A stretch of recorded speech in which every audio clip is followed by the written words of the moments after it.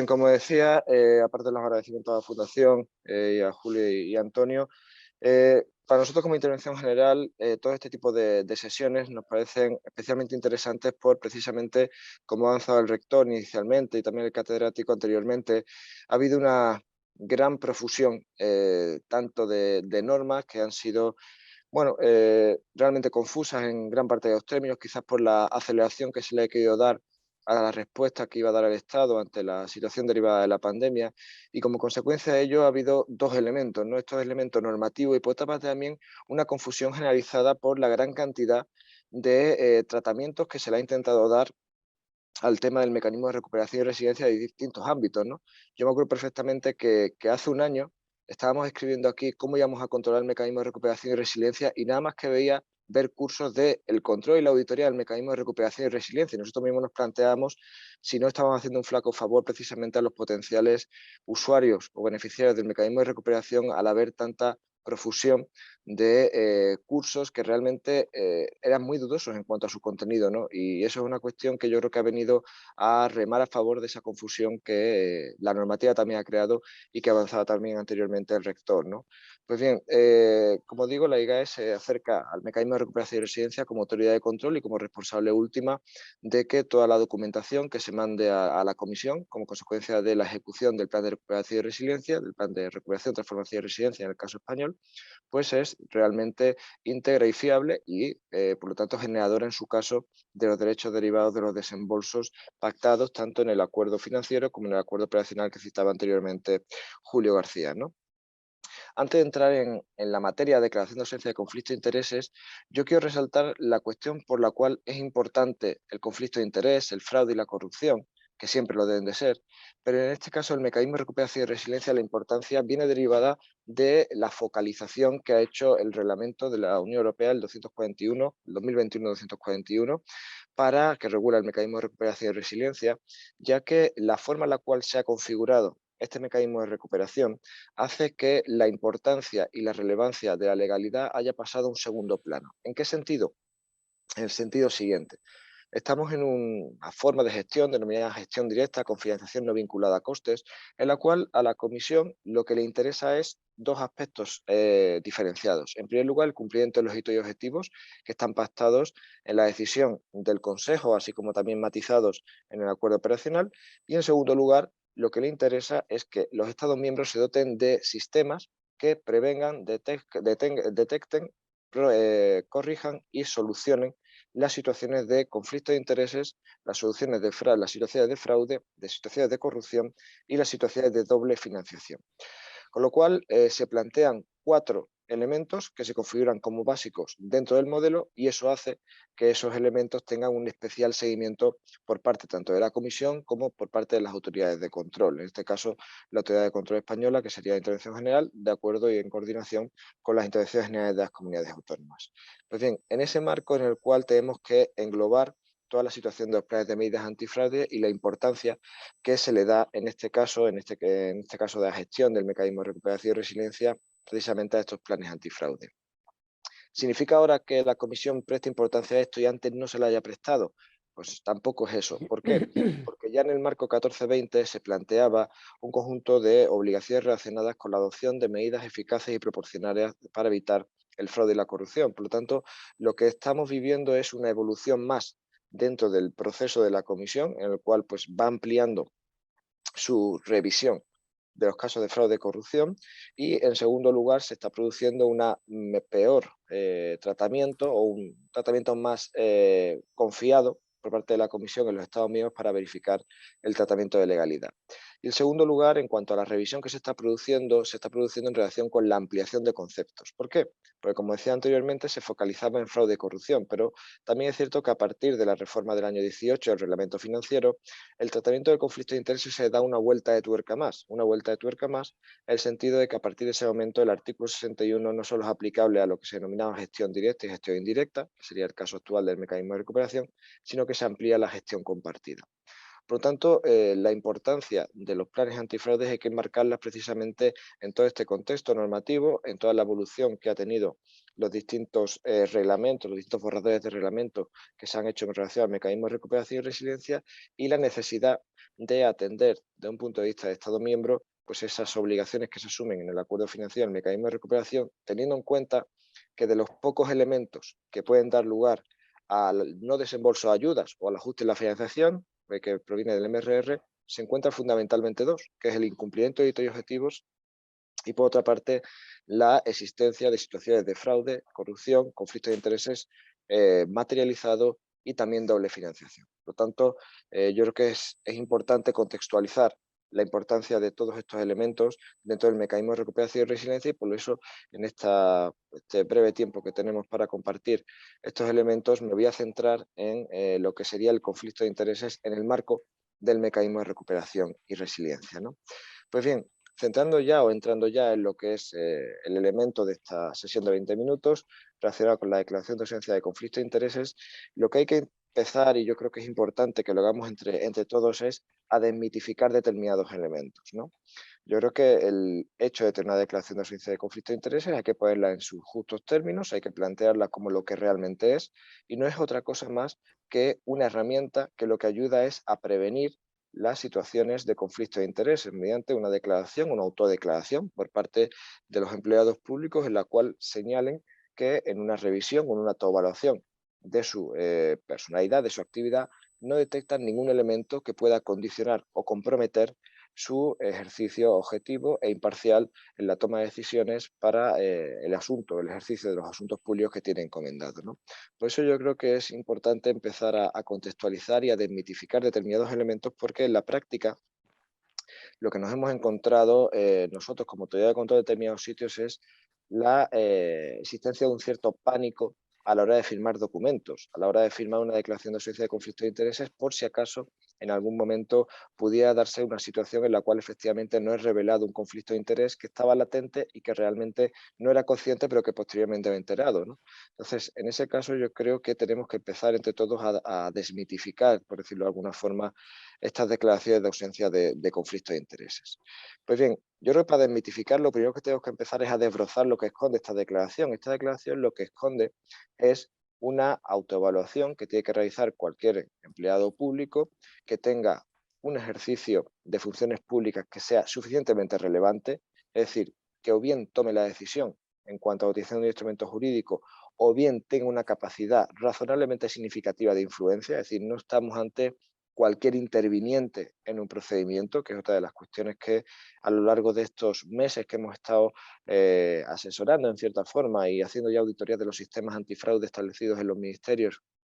se ha planteado. Es decir, la declaración de ausencia de conflicto de intereses, quien tiene que suscribirla realmente es quien tiene algo que decir en un procedimiento, y por lo tanto estamos hablando básicamente de dos componentes. En primer lugar, un componente que sería la persona que toma la decisión, es decir, la que suscribe el contrato, la que suscribe la subvención o la que suscribe, por ejemplo, el convenio o el encargo a medio propio. Y en segundo lugar, todos aquellos que tienen capacidad de influencia, es decir, todos aquellos que por la participación en comisiones de evaluación en materia de subvenciones o en mesas de contratación se ven obligados a realizar estas declaraciones de ausencia de conflicto de intereses, precisamente para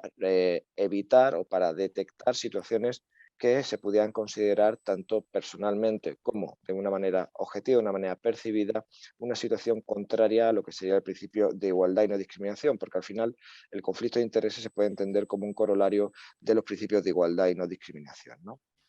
Pues bien, como decía, en primer lugar lo que hay que empezar es a plantearse quién tiene que suscribir estas declaraciones de ausencia de conflicto de intereses, y siempre nos tenemos que circunscribir en el ámbito de los empleados públicos que, como digo, o bien toman decisiones o bien tienen una capacidad de influencia razonablemente significativa. En segundo lugar, ¿qué es lo que tienen que declarar? Pues bien, lo que tienen que declarar, y siguiendo la definición que establece el artículo 61.3 del reglamento financiero, es que no están en una situación de conflicto de intereses. ¿Y eso qué implica? Que no están en una situación en la cual el ejercicio imparcial y objetivo de las funciones que tienen que implementar se vean comprometidas por razones familiares, afectivas, de afinidad política o nacional, de interés económico o por cualquier otro motivo directo o indirecto de interés personal. Dicho así, parece muy etéreo, efectivamente lo es, ¿no? Pero yo creo que en el ámbito español tenemos, en el derecho nacional, tenemos un conjunto de situaciones y de vínculos, como señalaba antes el catedrático, que están aterrizados y que nos permiten ser mucho más concretos a la hora de firmar esta declaración de ausencia de conflicto de intereses. Por eso, generalmente, estas declaraciones se circunscriben a determinadas situaciones que todos conocemos y que, por otra parte, y por eso decía la figura de intentar desmitificar, son cuestiones que anteriormente ya teníamos que revelar en nuestras actividades, ¿no? El artículo 23 de la Ley de Régimen Jurídico del sector público establece cuáles son las causas de abstención y procedo a leerlas de una manera rápida para que se vean que prácticamente podrían coincidir con esta definición o esta enumeración que realiza precisamente el reglamento financiero, que es cierto que no llega a concretar. Por otra parte, también es cierto que la comunicación que establece las orientaciones para evitar y gestionar los conflictos de intereses que se emitió por parte de la Comisión en abril, se empieza a concretar algo, aunque no de una manera legislada, sino de una manera como establece las cosas la Comisión, ¿no? Vía orientaciones, vía directrices, pero que no son de obligado cumplimiento, pero sí como referencia para su interpretación. Pues bien, como decía este artículo 23, por ejemplo, establece como motivo de abstención tener interés personal en el asunto de que se trate, ser administración de sociedades o entidades interesadas, tener cuestión litigiosa, tener vinculaciones matrimoniales, situaciones de hecho asimilables, relaciones de parentesco, relaciones de consanguinidad, amistad íntima, enemistad manifiesta, haber intervenido como perito o testigo, tener relación de servicio con la persona natural o jurídica interesada durante los 2 años anteriores. ¿Qué es lo que pretendo señalar? Lo que pretendo señalar es que no estamos tan lejos de lo que hemos venido haciendo durante toda la vida como funcionarios públicos, como empleados públicos. La única diferencia es que ahora el enfoque, en vez de ser pasivo, de revelar una situación en la cual estás, tiene que ser proactivo, en el sentido de firmar una declaración en la cual se ha autoevaluado que no nos encontramos en ninguna de las situaciones que se podrían considerar como conflictos de intereses. Y aquí es cierto que el peso que establece el artículo 61 no es tanto a que uno se vea en esa situación, sino el hecho de tener que revelarla. Es decir, lo importante en materia de conflicto de intereses no es la ausencia de ese conflicto de interés, sino que se declare y se trate. Porque en gran parte de las ocasiones lo que nos encontramos son conflictos de intereses o situaciones de conflicto de intereses que son tan débiles que desde un punto de vista de análisis objetivo sería imposible determinar que la opinión de esa persona o la función de esa persona se va a ver comprometida en el ejercicio imparcial y objetivo de la misma. Es decir, los vínculos son tan débiles que los cuales, aunque se produzca la situación, no nos vamos a encontrar en esa tesitura de tener que tomar una decisión incumpliendo los principios básicos que se rige el funcionario público. Y por otra parte, además, hay que tener en cuenta que las declaraciones se amplían a ese concepto, como decía, de conflicto percibido. Es decir, no solo hay que declarar aquella situación en la cual uno considere que su juicio puede quedar contaminado o comprometido, sino también que considere que una situación concreta puede dar una imagen externa de que su juicio puede estar contaminado, ¿no? Esto hay 10.000 ejemplos en 10.000 manuales, en 10.000 orientaciones de la comisión, pero en el fondo lo que se trata es de hacer un ejercicio de autoevaluación, de sentido común, con un objetivo básico que es transparentar situaciones que pudieran considerarse que se ocultan y que pudieran dar lugar a la interpretación de que la administración pública no está ejecutando, no está ejerciendo su labor con los principios básicos que se tiene que regir, que básicamente serían los principios de imparcialidad y de objetividad. En segundo lugar, esta declaración de ausencia de conflicto de intereses, como digo, lo que implica es que hay dos partes. Por una parte está el empleado público y por otra parte está la parte privada de la relación, ¿no? Con la cual se mantiene esa situación. Y por lo tanto que estamos ante dos tipos de conflicto de intereses, que son básicamente el conflicto real, que es en el cual hemos circunscrito esta declaración de ausencia de conflicto de intereses, y el conflicto percibido, que es el que establece ante un tercero. Realmente suele configurarse un tercer tipo de conflicto de intereses, que es el conflicto de interés potencial. Suele establecerse tanto en la doctrina como incluso en la orden ministerial que se estableció el año pasado, la 1030. La existencia de estos conflictos de intereses potenciales, si bien es cierto que son de concurrencia un poco más compleja de un punto de vista económico-financiero estrictamente, ¿no? Y por eso en muchos casos los planes antifraude, cuando establecen medidas relacionadas con evitar conflictos de intereses, dejan este conflicto de interés potencial un poco de lado, ¿no? En el sentido en que ya contamos con un marco regulatorio que intenta evitar ese tipo de situaciones, es decir, el hecho de evitar que se adopten hoy decisiones que pudieran cumplir o que nos pudieran hacer tener un conflicto de interés en el futuro, ¿no? Por eso muchas veces lo que es el conflicto de interés potencial no forma parte, lógicamente, de las declaraciones de ausencia de conflicto de intereses, sino que forman parte de otro tipo de medidas más asociadas al tema regulatorio. Yo sí que quiero en este punto señalar una cuestión, ¿no? Para desmitificar, insisto, estas declaraciones que tienen mucha importancia, pero no son básicas y no son la solución a todos los problemas, sino simplemente son un elemento de, de revelar situaciones que hay que tratar, ¿no? Como consecuencia de la modificación del reglamento financiero en el 2018, en el cual se amplió al ámbito de la gestión compartida todo el paquete normativo de conflicto de intereses, desde el punto de vista nacional no se hizo ni una modificación del paquete normativo que regula los conflictos de intereses y las incompatibilidades con carácter general de los funcionarios. Es decir, se entendía que la normativa nacional era suficientemente robusta y suficientemente potente como para dar un tratamiento adecuado a la situación que se había revelado por parte de la Comisión Europea al ampliar, el Parlamento Europeo al ampliar precisamente a gestión compartida ese ámbito. Yo creo que es un tema importante. Es un tema importante porque lo que viene a plantear era que estábamos ya en esta situación, es decir, que las causas de abstención que se establecen en el artículo 23, básicamente el tratamiento que se establecía, que es en caso de concurrencia abstenerse de continuar y comunicar al superior jerárquico a efectos de toma de decisiones, es una cuestión que ya se hacía en España. El único paso que se ha dado, insisto, es intentar transparentar esa situación, revelarla de una manera proactiva y como consecuencia de ello desencadenar todo el proceso, todo el tratamiento que hay que dar para gestionar estos conflictos de intereses, que básicamente deberían ser análisis del caso y adopción de medidas para salvaguardar, en su caso, la participación de esa persona con determinados tipos de límites en esa operación, o bien, en su caso, directamente separarla si se considera que el conflicto de intereses efectivamente se puede llegar a producir en caso en que se tomen ese tipo de decisiones, ¿no? Por lo tanto, insisto en la idea de desmitificar este tipo de declaraciones de ausencia de conflicto de intereses que quizás, en nuestra opinión, viene dada porque se le ha dado demasiada importancia. ¿A qué me refiero con darle demasiada importancia? Pues lo que nos referimos a darle demasiada importancia es que se ha puesto en pie de igualdad el concepto de fraude, el concepto de corrupción y el concepto de conflicto de interés. El tratamiento de ajustes de financiación es prácticamente el mismo para los tres casos y yo creo que nada tiene que ver un conflicto de interés no detectado con un caso de corrupción, que en el caso de la normativa nacional pues sería un caso de cohecho activo-pasivo, incluso un caso de malversación. Es decir, se ha puesto en la misma balanza o en la misma línea de importancia los casos de fraude, corrupción, conflicto de interés y obviamente el de doble financiación, en el cual pues, podemos estar todos de acuerdo. Pero quizás al ponerlo en la misma balanza se le ha dado una importancia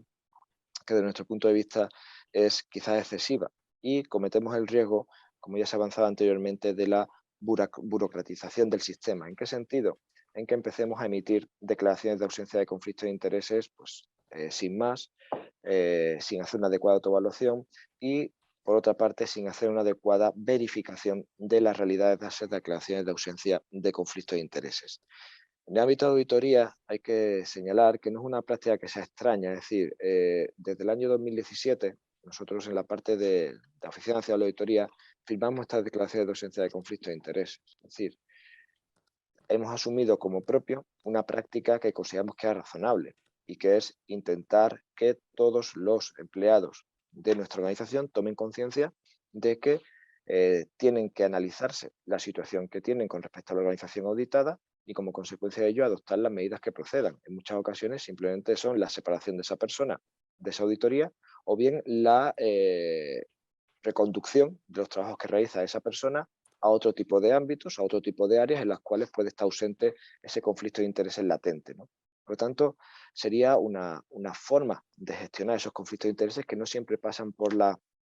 separación de las personas o la obligación de abstenerse. La cuestión es que hay que precisamente estudiar cada uno de los casos que se establecen y bajo ese estudio adoptar aquellas medidas que se consideren oportunas y adecuadas para transparentar la situación que se ha señalado y, en segundo lugar, para evitar que nadie pudiera considerar que la administración pública está actuando de una manera incorrecta, de una manera que pudiera considerarse extraña o contraria a los intereses financieros del Estado o a los intereses de terceros bajo un prima que no sea el de la igualdad y la no discriminación. Pues bien, para ir cerrando respecto al tema de declaración de ausencia de conflicto de intereses, como decía, del conflicto de intereses con carácter general, Lo que hay que señalar es que estas declaraciones no son un fin en sí mismo. Y insisto en esta idea por el tema de la burocratización.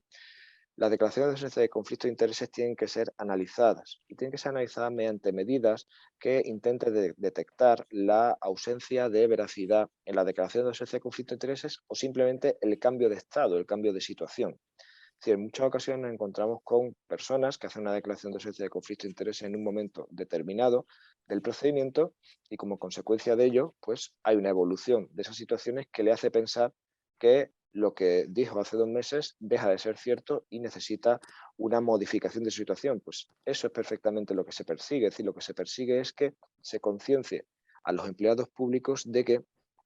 el conflicto de intereses no es algo estático, es algo dinámico, porque la vida cambia y las situaciones van cambiando. Y que la declaración de ausencia de conflicto de intereses lo único que establece es una foto fija en un momento determinado, que no significa que en ese momento se estuviese faltando la realidad si posteriormente hace una modificación de ese estado, ¿no? Entonces, la declaración de ausencia de conflicto de intereses, como digo, tiene una importancia en sí misma, pero no tiene una importancia fundamental, es decir, no va a ser un elemento que sea objeto de verificación en un contexto temporal distinto al cual está emitido. Y eso contribuye, yo creo, a la desmitificación. ¿Cómo controlar estas declaraciones de ausencia de conflicto de intereses? Pues bien, básicamente las declaraciones de ausencia de conflicto de intereses y este tipo de herramientas solo tienen dos mecanismos de detección. Al final es como consecuencia de una investigación que se abra posteriormente tras detectar determinados tipos de banderas rojas asociadas a conflictos de intereses, o en segundo lugar, y esto es un elemento que la verdad es que nos preocupa como intervención general por la interrupción que puede generar en todos los procesos, que es la incorporación de verificaciones a través de bases de datos. Como sabéis, en el ámbito europeo es muy habitual la existencia de verificaciones a través de bases de datos que intentan detectar conflictos de intereses no declarados y en particular una herramienta que denominan Aragne, que es una herramienta que lo que intenta con conexiones en las bases de datos fundamentalmente de registros mercantiles de distintos países europeos y a través de determinados tipos de bases de datos de pago como Orbis o Compliance,